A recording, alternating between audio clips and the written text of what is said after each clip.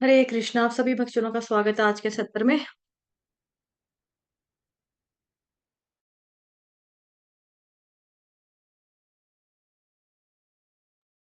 आज हम 10वें स्कंद से पढ़ेंगे पूतना वध।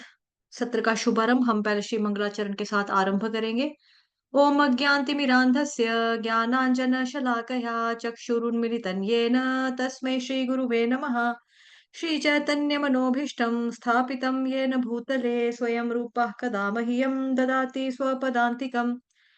वन्देऽहं श्रीगुरुः श्रीयुतपदकमलं श्रीगुरुन् वैष्णवांश्च श्रीरूपं साग्रजातं सहगण रघुनाथान्वितं तं सजीवम् साद्वैतं सावधूतं परिजनसहितं कृष्णचैतन्यदेवं श्रीराधाकृष्णपादान् सहगण ललिता श्रीविशाखान्विताश्च नमः ॐ विष्णुपादाय कृष्णप्रेष्ठाय भूतले श्रीमते भक्तिवेदान्त स्वामिन् इति नामिने नमस्ते सारस्वते देवे गौरवाणी प्रचारिणे निर्विशेषशून्यवादी पाश्चात्यदेशतारिणे नमो महावदान्याय कृष्णप्रेमप्रदायते कृष्णाय कृष्णचैतन्य नाम्ने घोरत्विषे नमः। हे कृष्ण करुणा सिन्धो दीनबन्धो जगत्पते गोपेश गोपिका कान्त श्रीराधा कान्त नमोऽस्तुते।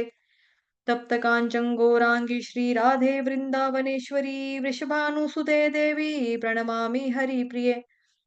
वाञ्छाकल्पतरुभ्यश्च कृपा सिन्धुभयेव च पतितानां पावनेभ्यो वैष्णवेभ्यो नमो नमः।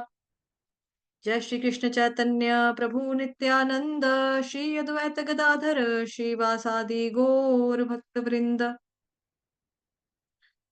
हरे कृष्ण कृष्ण कृष्ण हरे हरे हरे राम राम राम हरे हरे। हरे कृष्ण कृष्ण कृष्ण हरे राम राम राम हरे। हरे कृष्ण कृष्ण कृष्ण हरे राम राम राम हरे। हरे कृष्ण। आप सभी भक्तजनों का सभी भागवतों का स्वागत है आज की श्रीमद् भागवतम महापुराण कथा रूप की कक्षा में। तो मंगलाचरण हो चुका है। अब हम पढ़ेंगे आज 10वां स्कंद से शीर्षक दिया गया है पूतना वध का। श्री कृष्ण भगवान जी के प्राकट्य यानी कि जन्म के बाद ये उनकी पहली लीला है और अभी जन्माष्टमी भी आने वाली है। घर लौटते समय नंद महाराज गहराई से वसुदेव द्वारा बोले गए वचनों पर विचार कर रहे थे। वे जानते थे कि वसुदेव के शब्द कभी निरर्थक नहीं होते। उन्हें मन ही मन लगने लगा कि गोकुल पर अवश्य ही कोई मुसीबत टूटने वाली है। अपने पुत्र की सुरक्षा के प्रति चिंतित होते हुए उन्होंने उसके संरक्षण हेतु भगवान नारायण के चरण कमलों का आश्रय लिया। उसी समय कंस द्वारा नवजात शिशुओं की हत्या करने के लिए भेजी गई भयावह राक्षसी पूतना ने मथुरा के निकटवर्ती क्षेत्रों में अपना जघन्य कार्य करना आरंभ कर दिया। पूतना के पास अनेक योग शक्तियां थी जिसकी सहायता से वह आकाश में उड़ सकती थी और मनचाहा रूप धारण कर सकती थी। विभिन्न नगरों और गांवों में घूमते हुए उसने एक दिन अत्यंत सुंदर युवती का रूप धरकर गोकुल में प्रवेश किया। पूतना के नितंब भरे हुए थे और उसके स्तन विशाल और सुदृढ़ थे। प्रतीत होता था कि उसके वजन से उसकी छरहरी कमर ही टूट जाएगी। उसके वस्त्र अत्यंत सुंदर थे और सुगंधित मल्लिका के फूलों से सजे। उसके बाल उसके मनोहारी मुखमंडल पर लटक रहे थे। वहां उपस्थित प्रत्येक व्यक्ति को देखकर मंद मुस्कुराते हुए उसने सारे ब्रजवासियों को अपने रूप लावण्य से आकर्षित कर लिया। विशेष रूप से पुरुष मंत्रमुग्ध हुए एक तक उसे देख रहे थे। जब गोपियों ने उसे देखा तो उन्हें लगा मानो हाथ में कमल पुष्प लिए स्वयं कमला देवी अपने स्वामी श्री कृष्ण के दर्शन हेतु वहां आई है। नवजात शिशुओं की खोज में पूतना ने नंद महाराज के महल में प्रवेश किया और भगवान की योग माया के प्रभाव से किसी ने भी उसे रोकने का प्रयास नहीं किया। बिना किसी की अनुमति के वह नंद महाराज के कक्ष में गई और वहां शिशु कृष्ण को बिस्तर पर लेटे हुए देखा। उस रूप में श्री कृष्ण की शक्ति उसी प्रकार छिपी हुई थी जिस प्रकार राख धधकती अग्नि को अपने नीचे छिपाए रखती है। देखते ही पूतना समझ गई कि वह कोई साधारण बालक नहीं अपितु विश्व भर में उत्पात मचा रहे असुरों का विनाश करने के लिए पृथ्वी पर प्रकट हुआ है। भगवान श्री कृष्ण तो जानते ही थे कि पूतना उनका वध करने के लिए वहां आई है। उसे आत्मविश्वास देने के लिए श्री कृष्ण ने भयभीत होने का नाटक किया और अपनी आंखें मूंद ली। पूतना ने उस शिशु को उठाया और अपनी गोद में ले लिया। वस्तुतः उस मूर्खा ने रस्सी समझकर एक सोते हुए सर्प को उठा लिया। पूतना का हृदय तीक्ष्ण और क्रूर था, परंतु बाहर से वह एक ममतामयी माँ के समान दिख रही थी और व्यवहार कर रही थी।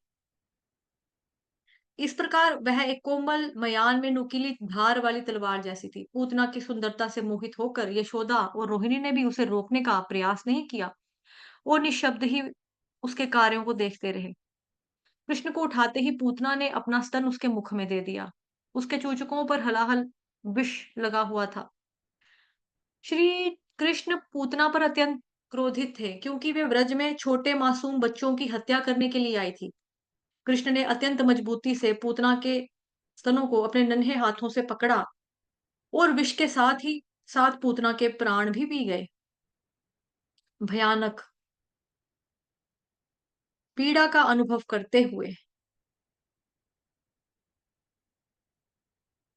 पूतना चीखने लगी, छोड़ो, हाय मैं मरी, मुझे छोड़ो, छोड़ दो मुझे। उसकी आंखें फटकर खुल गई और पसीने से तरबतर वह अपनी भुजाओं और टांगों को इधर-उधर पटकने लगी। पूतना की चित्कार इतनी तेज थी कि समस्त पर्वतों के साथ पृथ्वी तथा उच्च एवं निम्न लोक सब थर्रा उठे। लोग जहां-तहां गिरने लगे। उन्हें लगा मानो इंद्रदेव उन पर वज्रपात करने जा रहे हैं। इस प्रकार पूतना के प्राणों का अंत हो गया। उसका मुख खुला हुआ था, बाल, भुजाएं और पैर फैले पड़े थे और मरने से पहले वो अपने इस छद्मवेश को छोड़कर अपने असली यानी कि राक्षसी रूप में आ गई। पूतना के विशालकाय शरीर ने 12 मील तक के वृक्षों को नष्ट कर दिया। उसके तीक्ष्ण दांत हल्की चोंच के समान नुकीले थे। उसके नथुने पर्वतों की गुफाओं के समान गहरे थे और ऐसा प्रतीत होता था कि उसके स्तनों के स्थान पर पर्वतों की दो विशाल चोटियां आ गिरी हों। उसके बिखरे हुए बाल तांबे रंग के थे। उसके नेत्र कोटर दो अंधे कुओं के समान थे और भयानक दिख रही उसकी जंघाएं नदी की विशाल दो तटों के जैसी थी। उसकी बाजुएं, भुजाएं और टांगे लंबे पुल और उसका पेट सूखी झील के जैसा दिखाई पड़ता था। राक्षसी की चित्कार सुनकर ग्वालों का हृदय, कान तथा सिर पहले से ही आतंकित हो चुका था। और जब उन्होंने उसके विशालकाय अद्भुत शरीर को देखा, तो वे घोर चिंताग्रस्त हो गए। परंतु बालक श्री कृष्ण निर्भय होकर पूतना के वक्षस्थल पर खेल रहा था। जैसे ही गोपियों ने उसे देखा, वे दौड़कर आई और उसे उठा लिया। बालक को सुरक्षित और प्रसन्न देखकर वे मन ही मन भगवान का आभार मानने लगी। यद्यपि पूतना का विशालकाय शरीर उसकी अदम्य शक्ति को दर्शाता था, परंतु उसका वध करने के लिए भगवान को अपना शरीर बढ़ाने की आवश्यकता नहीं पड़ी। एक शिशु के रूप में भी भगवान सदैव भगवान ही रहते हैं। शिशु को अतिरिक्त सुरक्षा प्रदान करने के लिए यशोदा मैया, रोहिणी माता और अन्य वरिष्ठ गोपियां कृष्ण के सिर पर गायें और पूंछ घुमाने लगी। उन्होंने श्री कृष्ण को अच्छी तरह से गोमूत्र से नहलाया और फिर उसके शरीर पर गायों की पदधूलि का लेप किया। उन्होंने भगवान के मस्तक पर शरीर के अन्य ग्रह 11 विभिन्न स्थानों पर गोबर लगाया। इस प्रकार उन्होंने शिशु को सुरक्षा सुनिश्चित की। तब गोपियों ने अपने दाहिने हाथ में पानी की 3 बूंदें पीकर आचमन किया और शिशु कृष्ण की सुरक्षा के लिए न्यास मंत्रों का उच्चारण किया। गोपियों द्वारा उच्चारित मंत्र भगवान विष्णु के विभिन्न नामों द्वारा युक्त थे और प्रत्येक शरीर के किसी विशेष अंग की सुरक्षा के निमित्त था। भगवान विष्णु एक हैं, परंतु उनके विभिन्न नाम एवं रूप विभिन्न प्रकार से कार्य करते हैं। परंतु यदि कोई व्यक्ति भगवान के इतने सारे नामों का स्मरण नहीं रख पाए, तो वह श्री विष्णु, श्री विष्णु, श्री विष्णु अथवा हरे कृष्ण, कृष्ण कृष्ण हरे हरे, हरे राम, राम राम हरे हरे महामंत्र का उच्चारण करके समान फल प्राप्त कर सकता है। यहाँ तक कि आयुर्वेद में भी संस्तुति करता है कि दवाई खाते समय हमें भगवान विष्णु का स्मरण करना चाहिए, क्योंकि दवाई अपने आप में पर्याप्त नहीं है। वास्तव में भगवान ही हमारे सच्चे संरक्षक हैं। गोपियों ने डाकिनी पापनियों के दुष्प्रभाव को नष्ट करने के लिए मंत्रों का उच्चारण किया, क्योंकि ऐसी बुरी आत्माएं बच्चों की शत्रु होती हैं। मंत्रों द्वारा उन दुष्ट आत्माओं के प्रभाव को भी नष्ट किया जा सकता है जो व्यक्ति के शरीर को कष्ट देकर उसकी स्मृति को छीन लेती हैं और प्रमाद तथा दुख स्वप्न को जन्म देती हैं। ऐसी दुष्ट आत्माएं केवल भगवान विष्णु के पवित्र नाम के उच्चारण से ही नष्ट हो जाती हैं। भगवान का नाम सुनते ही वो भयभीत होकर वहां से भाग जाती हैं। तभी नंद महाराज एवं अन्य ग्वाले गोकुल लौट आए। पूतना के विशालकाय मृत शरीर को देखकर वे अत्यंत विस्मित रह गए। नंद महाराज ने आश्चर्य व्यक्त करते हुए कहा, अरे मित्रों, आनक दुंदुभि ने पहले ही इस विपदा की भविष्यवाणी कर दी थी। प्रतीत होता है कि निश्चित ही उनके पास योग सिद्धियां हैं। तत्परता से घर लौटकर नंद महाराज ने सर्वप्रथम श्री कृष्ण को अपनी गोद में लिया और स्नेहवश उनका सिर सूंखने लगे। बालक को खतरे से बाहर देखकर उनका चित्त शांत हो गया। यह क्षत्रिय और वैश्य में अंतर है। राजनीतिक बदलावों को देखकर वसुदेव आसानी से समझ गए थे कि आगे क्या होगा, जबकि नंद महाराज केवल इतना ही सोच पाए कि वसुदेव कोई महान योगी है और उनके पास कोई अनेक चमत्कारी सिद्धियां हैं। तो ये कल की जो हम कथा पढ़ रहे थे ना, कि वसुदेव और नंद बाबा की जो भेंट होती है, तो उसमें वो बोल देते ना, आपके बच्चे सब ठीक हैं, घर पे सब ठीक है, गाँव ठीक है, गायें प्रॉपर दूध देती हैं, वहाँ पे दूध, दही, मक्खन की कोई कमी तो नहीं हो रही है। इस तरह से वो हिंट देते हैं कि भई आपको, मेरे ख्याल से अब आपको जाना चाहिए। आपका घर परिवार अकेले है, आपका बच्चा भी छोटा है, जस्ट पैदा हुआ है, तो आपको शायद चलना चाहिए। इस तरह से वो कल ही एक तरह का हिंट दे दिया। क्यों? क्योंकि वो जो है वो क्षत्रिय हैं और वो राजनीति समझते हैं, पॉलिटिक्स पूरा समझते हैं कि आगे क्या होने वाला है। जो नंद महाराज है वो भी बिज़नेसमैन है, ठीक है? तो उनको नहीं इतना पता लगा, लेकिन वो घर आकर क्या सोच रहे हैं, शायद वसुदेव जो है ना कोई महान योगी हैं, उनको ऑलरेडी पता था, उनको पहले से ही ज्ञान था कि कुछ है। और यहाँ पे जो ऊपर बताया है कि दवाई जो खाते हैं, दवाई खाने से पहले भी हमें भगवान जी का नाम लेना चाहिए। क्यों? क्योंकि उसमें भगवान जी हैं, वही रक्षा करने वाले हैं, राखे कृष्ण मारे के, मारे कृष्ण राखे के, है ना?